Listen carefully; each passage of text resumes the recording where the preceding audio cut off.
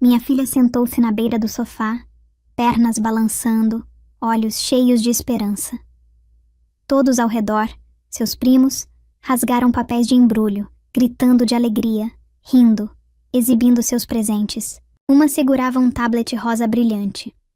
Outro pulava para cima e para baixo com um drone controlado remotamente.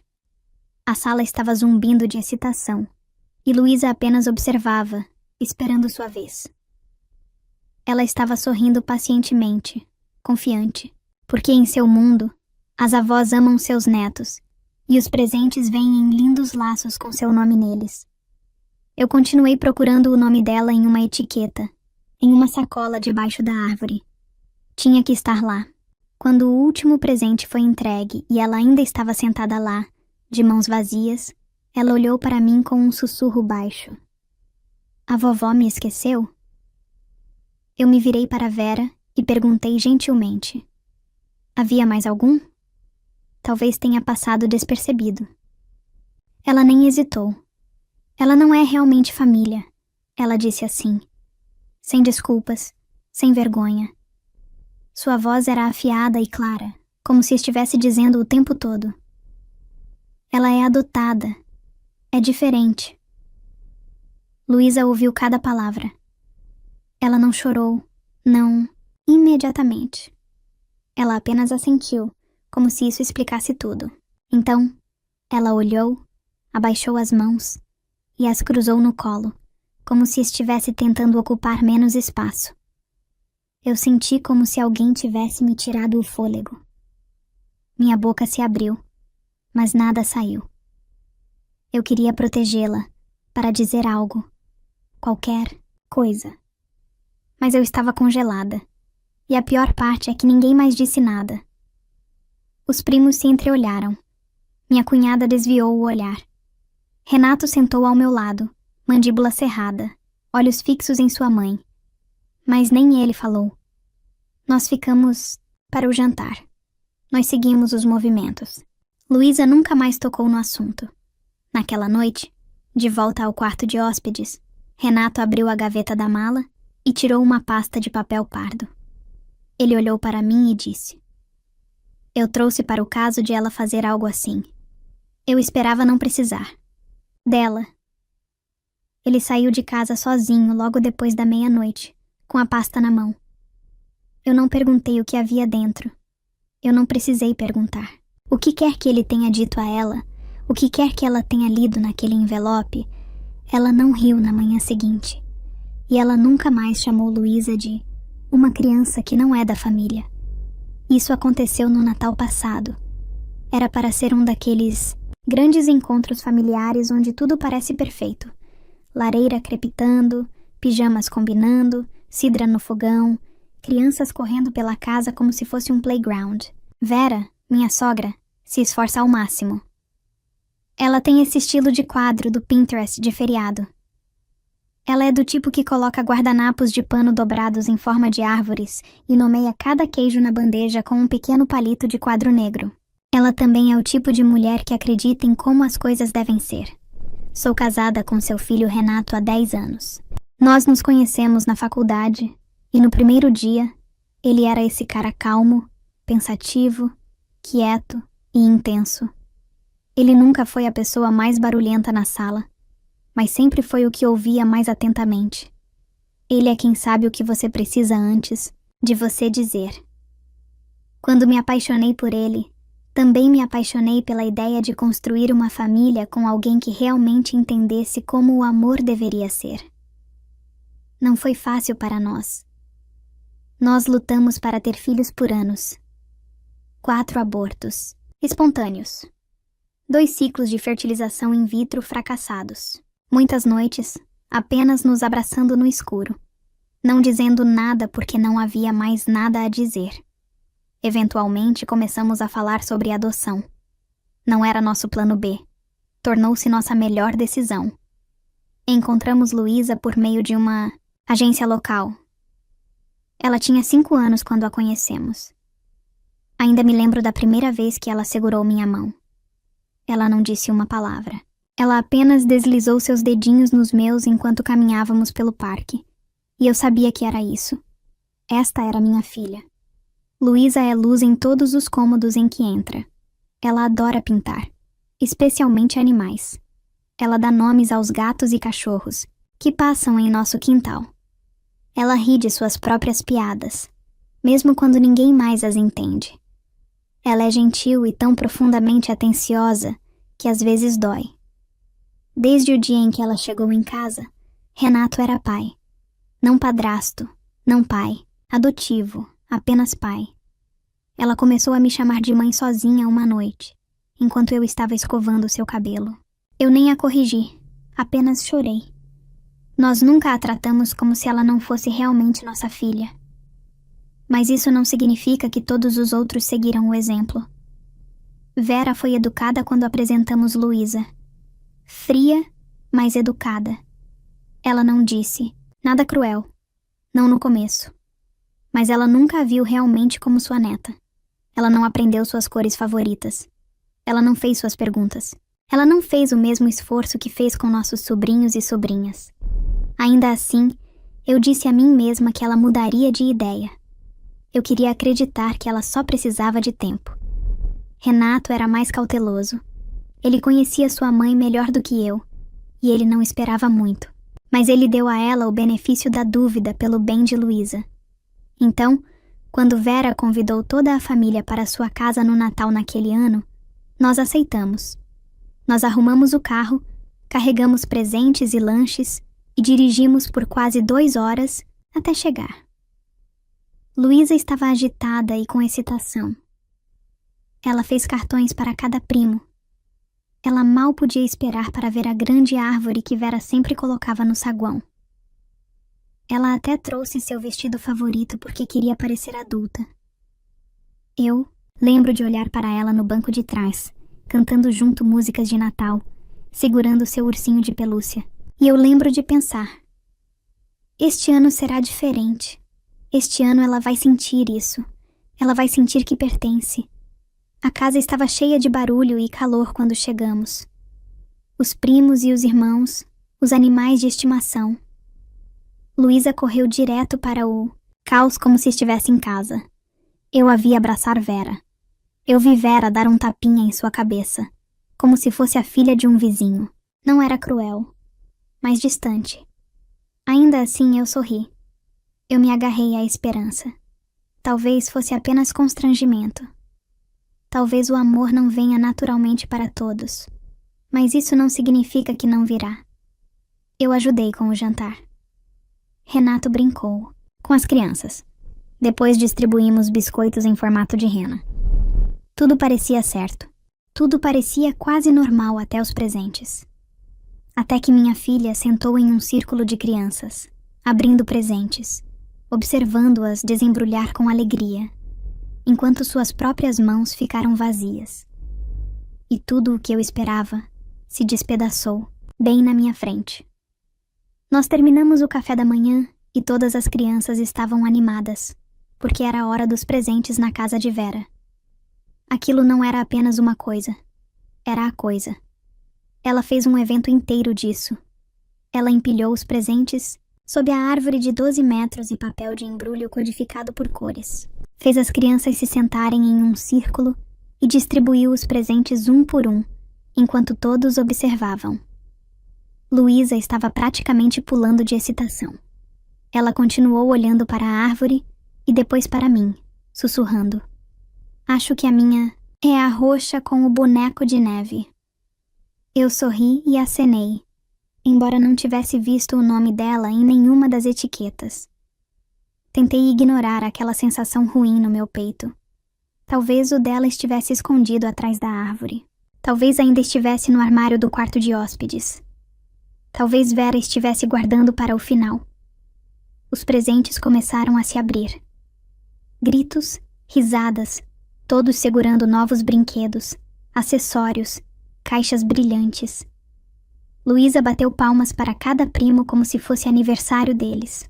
Então a pilha debaixo da árvore começou a diminuir rapidamente. 5 crianças, 10 presentes. Depois, 3 crianças, 2 presentes. E nenhum, com o nome de Luísa. E ela percebeu. Ela se virou para mim com uma voz suave. A vovó esqueceu. O meu? Eu olhei ao redor, fingindo procurar. Talvez ainda esteja lá embaixo, eu disse. Foi quando me levantei e perguntei diretamente a Vera. Ei, tem um para a Luísa que não chegou aqui? Vera não pareceu surpresa. Ela parecia irritada, como se eu estivesse fazendo uma cena, como se eu tivesse quebrado alguma regra tácita ao perguntar. Ela olhou diretamente para Luísa e disse: ela não é realmente da família. Eu não achei que fosse apropriado. Silêncio. Silêncio cúmplice. Um dos primos começou a mexer na fita. Minha cunhada pigarreou e se ocupou com o saco de lixo para o papel de embrulho. Ninguém olhou para mim. Ninguém olhou para Luísa. Eu olhei para minha filha. Seu rosto não se desfez. Ela não chorou. Ela apenas piscou lentamente, como se estivesse tentando descobrir o que fez de errado. E então, adeus, foi o jeito que ela sentiu. Apenas um aceno silencioso, quase imperceptível, como se ela entendesse algo que não deveria ter que entender. Eu me ajoelhei ao lado dela. Minhas mãos estavam tremendo, mas tentei manter minha voz firme. Você não fez nada de errado, eu sussurrei. Ela assentiu novamente e forçou um sorriso. Está tudo bem, mamãe. Talvez ano que vem. Eu não sei como não desmoronei ali mesmo. Renato ficou sentado imóvel, mandíbula cerrada, olhando fixamente para frente, como se ele se movesse, ele explodiria. Eu fiquei esperando alguém, qualquer um, falar e dizer: Vera, isso é cruel. Ou, Luísa é da família. Ou mesmo apenas, isso não está certo. Mas eles não fizeram. E eu estava tão brava, não apenas com Vera, mas com todos os adultos, naquela sala que escolheram o conforto em vez da coragem. Eu queria gritar. Eu queria agarrar Luísa e ir embora. Mas eu não gritei. Fiquei sentado, paralisada pelo momento, tentando pesar o controle de danos com dignidade. O que aconteceria com Luísa me ver perder o controle?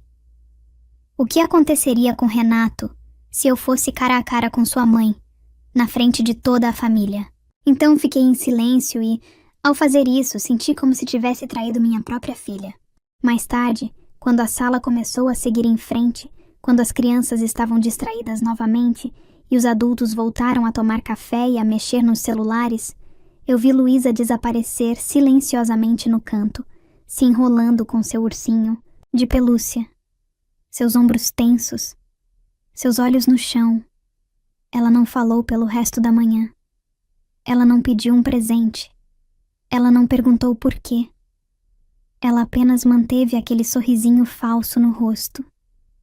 E toda vez que alguém olhava para ela se certificava de que estava bem. Mas eu não estava. Aquele momento queimou algo em mim. Uma fúria fria e profunda. Eu não conseguia me livrar. Eu não sabia ainda. Mas Renato já tinha decidido o que faria. Ele já tinha visto o suficiente. E ele não ia deixar aquele silêncio durar mais um dia. Naquela noite, a casa estava quieta. Muito quieta. Depois que o último prato foi lavado, depois que o vinho foi servido, depois das educadas boas noites e abraços estranhos, voltamos para o quarto de hóspedes e fechamos a porta. Luísa já estava de pijama, enrolada na cama com sua raposa de pelúcia, a que ela levava para todos os lugares. Ela não pediu uma história para dormir. Ela não pediu para ligar para o Papai Noel. Ela apenas ficou lá, olhando para o teto. Sentei, ao lado dela, e esfreguei suas costas até que sua respiração diminuísse. Mãe, ela sussurrou. Sim, querida. Você acha que talvez ela não soubesse que eu estava vindo? Engoli em seco. Não, querida. Ela sabia. Uma pausa. Talvez ela ainda não me conheça. Mordi meus lábios com tanta força que senti o gosto de sangue. Pode ser isso, eu disse.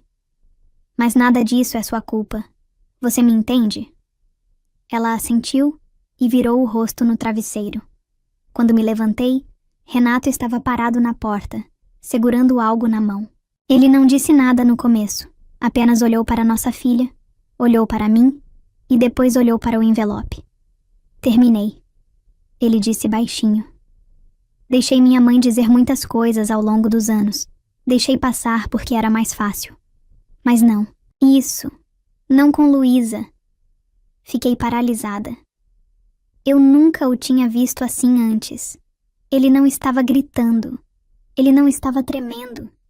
Ele estava apenas firme. Afinal, o que é isso? Eu perguntei.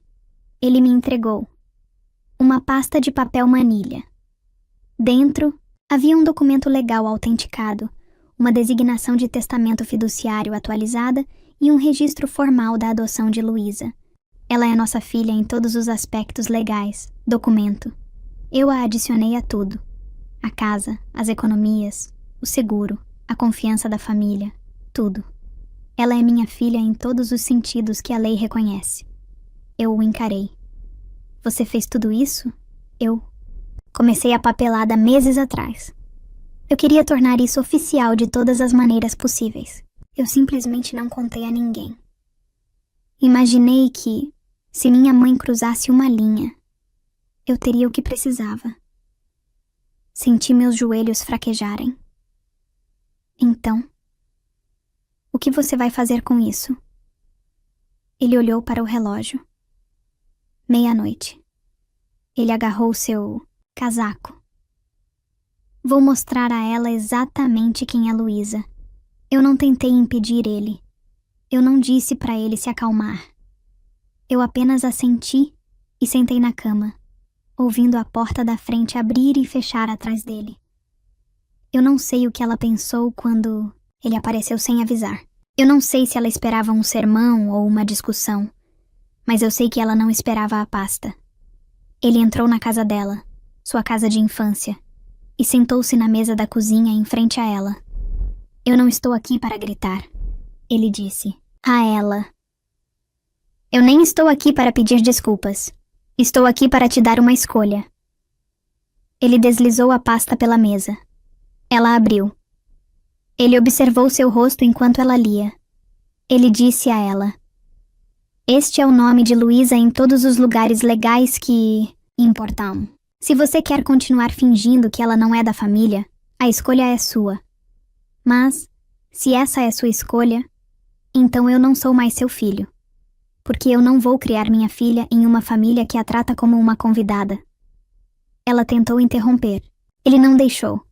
Ele contou a ela sobre o jeito que Luísa batia palmas para seus primos, sobre como ela a abraçava e ligava para sua avó, sobre como ela foi dormir se perguntando o que ela fez de errado.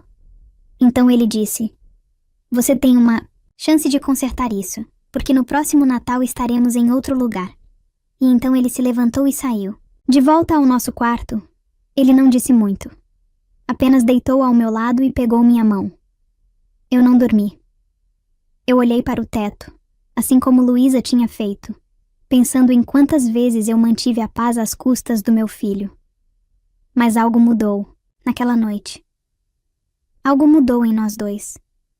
Não íamos mais deixar o silêncio proteger a crueldade. E pela primeira vez em muito tempo, eu senti que estávamos na mesma página.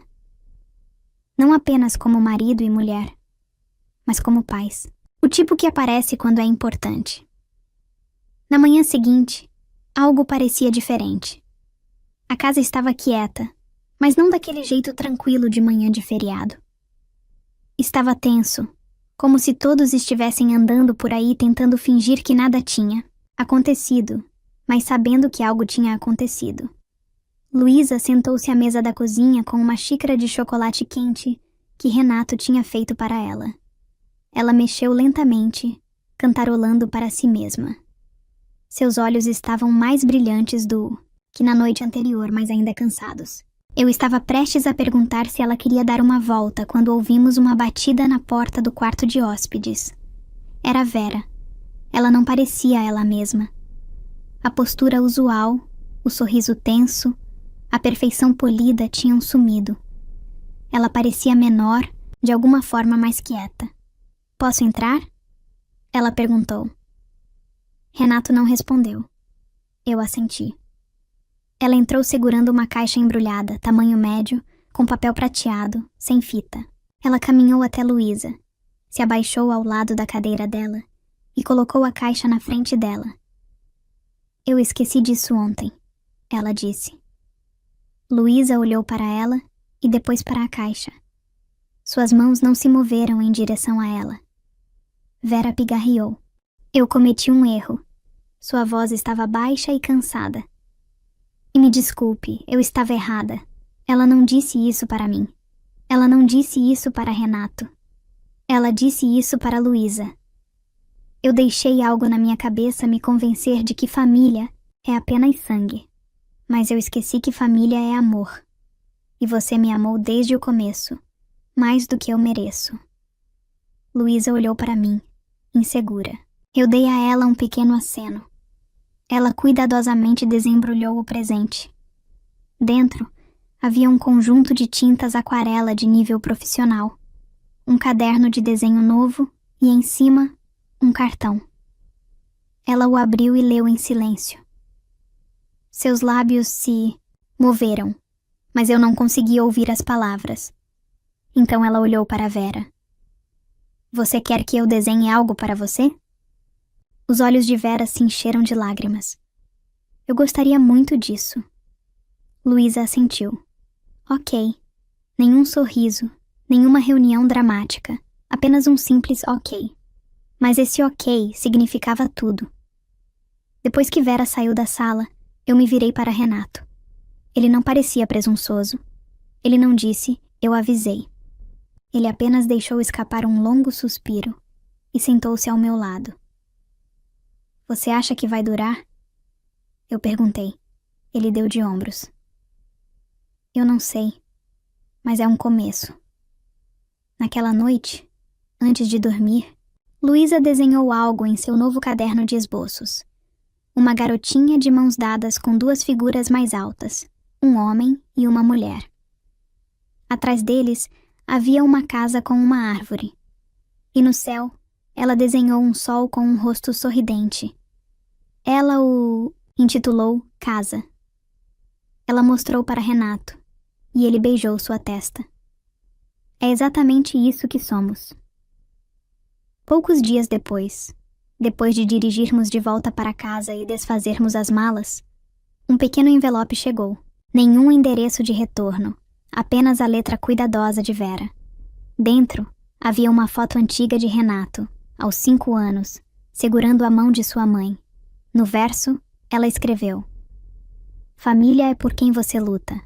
Agora vejo isso. Obrigada por lutar. Por ela. Bom, eu não esperava um milagre. Ainda não espero. Vera é quem ela é. Orgulhosa e teimosa. Criada com uma definição de família que nunca deixou muito espaço para revisão. Mas ela se deparou com uma linha que não podia cruzar, sem consequências. E Renato, meu marido quieto e comedido, traçou essa linha com absoluta clareza. Ele não gritou. Ele não ameaçou. Ele não a envergonhou. Ele apenas disse a verdade e a deixou escolher quem ela queria ser. Ela escolheu Luísa. E essa escolha mudou tudo. Porque quando alguém finalmente vê seu filho do jeito que você vê, não como alguém para tolerar, mas alguém para valorizar, o peso que você nem sabia que estava carregando finalmente se levanta. Aquele Natal não terminou com fogos de artifício, ou música, ou algum momento de filme emocionante. Terminou com um pincel na mão da minha filha e uma avó aprendendo como se tornar uma. Isso foi o suficiente. Não conversamos muito no caminho para casa. Não porque havia tensão, mas porque havia paz. O tipo que só vem depois que algo grande passou e te deixou de pé, um pouco diferente, um pouco mais forte. Luísa adormeceu no banco de trás com seu caderno de desenho no colo. Eu olhei para ela em um ponto e vi o mesmo desenho. Nossa família de mãos dadas, agora com uma pequena nova figura adicionada. Uma mulher com cabelos prateados, parada perto o suficiente para fazer parte da imagem, mas não exatamente no centro. Eu não perguntei a ela quem era, que eu não precisava. Quando chegamos em casa, a vida recomeçou. As aulas voltaram. Renato voltou a trabalhar. Luísa pintava todas as tardes na mesa da cozinha, preenchendo página após página com animais, árvores e meninas que se pareciam muito com ela. Um dia, ela desenhou uma raposa sentada na mesa da cozinha com uma xícara de chá. Quando perguntei sobre isso, ela sorriu e disse: "É a vovó. Ela está aprendendo." E talvez tenha sido isso que mais me marcou. Não que Vera tenha mudado da noite para o dia. Não que tudo tenha se tornado perfeito magicamente. Mas que Luísa lhe deu espaço para tentar, mesmo depois de ser rejeitada. Mesmo depois de se sentir invisível. Ela abriu a porta novamente, só um pouquinho, e deixou o amor tentar mais uma vez. As crianças perdoam de maneiras que os adultos nem sempre conseguem entender. Eu ainda penso naquele momento na sala de estar de Vera, a aspereza em sua voz, o silêncio que se seguiu, o peso de não me levantar quando eu deveria. Eu penso em quantas vezes eu disse a mim mesma que continuar a paz era mais importante do que confrontar a dor. Mas aquele dia me ensinou algo diferente. Paz sem verdade. Não é paz. É só fingir. E fingir custou à minha filha algo que ela nunca deveria ter perdido, mesmo por um momento. Seu senso de pertencimento. Sua crença de que ela importava para as pessoas que ela chamava de família. Isso não é algo que eu jamais arriscarei novamente. Desde então, as coisas mudaram lentamente e nem sempre graciosamente. Vera liga com mais frequência. Ela pergunta sobre a arte de Luísa, envia pequenos cartões pelo correio, escritos à mão. Às vezes estranho, mas genuíno. O último disse: "Estou orgulhosa da maneira como você vê o mundo. Você fez o meu maior e isso é o suficiente por enquanto. Não porque apagamos o passado, mas porque finalmente somos honestos sobre isso." E agora, quando Vera aparece, ela não traz apenas presentes. Ela traz esforço. E isso significa mais do que qualquer coisa embrulhada em papel brilhante. A verdade é que até eu costumava pensar que família era sobre quem te criou, ou quem compartilhou seu sangue, ou com quem você se casou. Mas agora eu sei melhor. Família é quem aparece quando as coisas estão difíceis. Quem olha para você totalmente e diz: "Você me pertence." Sem condições, sem exceções. E às vezes, é preciso traçar uma linha da maneira mais silenciosa e clara para que as pessoas finalmente vejam o que está bem na frente delas. Meu marido não levantou a voz. Ele levantou a filha. Ele me lembrou que ação é amor, que o silêncio pode ser tão alto quanto a crueldade, e que às vezes falar não significa gritar. Significa ficar parado e segurar a verdade em suas mãos sem vacilar. E Luísa, ela me lembrou que mesmo depois que alguém te machuca, você pode escolher a graça. Não para eles, mas para você. Porque saber que você pertence não deve ser conquistado. Deve ser sentido. E agora Luísa sente isso. Não apenas de nós, mas até mesmo de sua avó. Então, quando as pessoas me perguntam como foi nosso Natal, naquele ano, eu digo a elas que foi o ano em que algo quebrou e algo melhor começou. Foi o ano em que minha filha aprendeu que ser amada não é sobre ser escolhida uma vez. É sobre ser escolhida novamente quando mais importa. Obrigado por ouvir nossa história. Se isso te lembrou de algo que você viveu, ou algo que você ainda está tentando curar, apenas saiba que você não está sozinho. Famílias são complicadas, mas seu valor não é. Você não precisa ganhar seu lugar à mesa. E se você está criando uma criança biológica, adotada, criada em lar temporário ou de outra forma, não deixe ninguém fazê-la se sentir como um estranho. Fale alto. Mantenha a linha. Ame mais alto. Se esta história significou algo para você, por favor, tire um segundo para curtir este vídeo. Isso ajuda mais pessoas a encontrá-lo. E eu adoraria ouvir seus pensamentos ou histórias pessoais nos comentários abaixo. Eu leio todos. Se você é novo aqui, ou quer mais histórias reais, cruas e honestas como essa, inscreva-se no canal e ative o sininho para não perder a próxima. Obrigado por estar aqui. Obrigado por ver Luísa. Obrigado por escolher a gentileza. Até a próxima. Cuide-se e cuide das pessoas que você chama.